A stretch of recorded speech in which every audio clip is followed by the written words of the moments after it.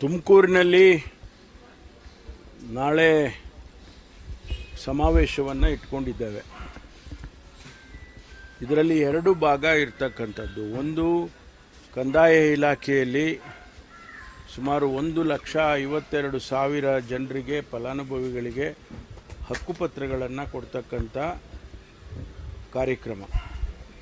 ಅದು ಕಂದಾಯ ಗ್ರಾಮಗಳನ್ನಾಗಿ ಮಾಡಿರ್ತಕ್ಕಂಥದ್ದು, ಈ ಪೌತಿ ಖಾತೆ ಮಾಡಿರ್ತಕ್ಕಂಥದ್ದು, ಆಮೇಲೆ ಇದೆಲ್ಲವನ್ನು ಸೇರಿ ಒಟ್ಟು 1,52,000 ಜನರಿಗೆ ನಾವು ಫಲಾನುಭವಿಗಳಿಗೆ ಹಕ್ಕುಪತ್ರಗಳನ್ನು ಕೊಡ್ತಾ ಇದ್ದೇವೆ. ಇದು ಒಂದು ಭಾಗ.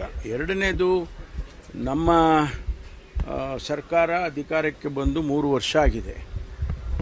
ನಾವು ಜನತೆಗೆ, ರಾಜ್ಯದ ಜನತೆಗೆ ನಮ್ಮ ಪ್ರಣಾಳಿಕೆಯ ಮೂಲಕ ಅನೇಕ ಭರವಸೆಗಳನ್ನು ಕೊಟ್ಟಿದ್ವಿ.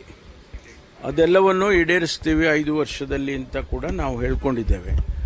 ಈ 3 ವರ್ಷದಲ್ಲಿ ಏನೆಲ್ಲ ಮಾಡಿದ್ದೇವೆ ಅನ್ನೋದನ್ನು ಕೂಡ ನಾವು ತಿಳಿಸ್ಬೇಕಾಗ್ತದೆ. ರಾಜ್ಯದ ಜನತೆ ಅವರಿಗೆ ಅದನ್ನು ತಿಳ್ಕೊಳ್ತಕ್ಕಂಥ ಹಕ್ಕಿದೆ ಅವರಿಗೆ. ಹಾಗಾಗಿ ಅದನ್ನು ಕೂಡ ನಾವು ಈ ಕಾರ್ಯಕ್ರಮದಲ್ಲಿ ಮಾಡ್ತಾ ಇದ್ದೇವೆ. ತವರು ಜಿಲ್ಲೆಯಲ್ಲಿ ಆಗ್ತಾ ಇದೆ, ಎಲ್ಲ ಒಂದು ಕಡೆ ಪರಮೇಶ್ವರ್ ಅವರ ಶಕ್ತಿ ಪ್ರದರ್ಶನ ಆಗ್ತಿದೆ ಅನ್ನೋದು ಚರ್ಚೆ. ಇಲ್ಲಿ ಯಾರ ಶಕ್ತಿ ಪ್ರದರ್ಶನವೂ ಇಲ್ಲ. ಇದು ಸರ್ಕಾರದ ಕಾರ್ಯಕ್ರಮಗಳನ್ನು ನಾವು ಅನುಷ್ಠಾನ ಮಾಡಿದ್ದೀವಿ ಅಂತ ಹೇಳೋದು ಬಿಟ್ಟರೆ, ನನಗೆ ವೈಯಕ್ತಿಕವಾಗಲಿ ಅಥವಾ ಬೇರೆಯವರಿಗಾಗಲಿ ಅದು ಆ ರೀತಿ ನಾವು ನೋಡೋದಿಲ್ಲ.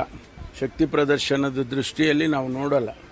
ನಮಗೆ ಜನಗಳಿಗೆ ಕೊಟ್ಟಿರ್ತಕ್ಕಂಥ ಮಾತನ್ನು ಉಳಿಸ್ಕೊಂಡಿದ್ದೇವೆ, ನುಡಿದಂತೆ ನಡೆದಿದ್ದೇವೆ ಅಂತ ಹೇಳಬೇಕಾಗುತ್ತೆ. ಅದನ್ನು ಹೇಳೋದಕ್ಕೂ ಹೊರಟಿದ್ದೇವೆ.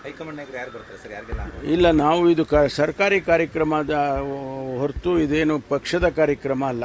ಯಾರು ಕೂಡ ಹೈಕಮಾಂಡಿಂದ ನಾವು ಕರೆದಿಲ್ಲ. Because it is a government program.